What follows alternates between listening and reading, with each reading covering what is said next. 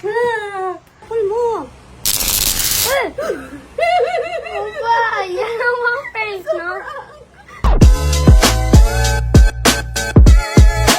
Sa today's video, may prank tayo gamit ng bubble gum na to. Masya-shock ka kapag pinul mo to.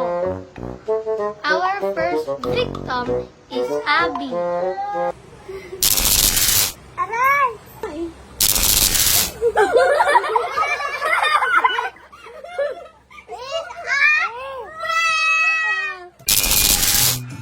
Nashock ka?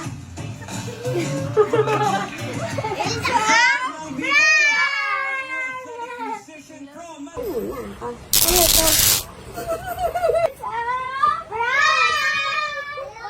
Ayun nga po pala guys, ang dami nga po pala na prank dito sa bubble gum na to.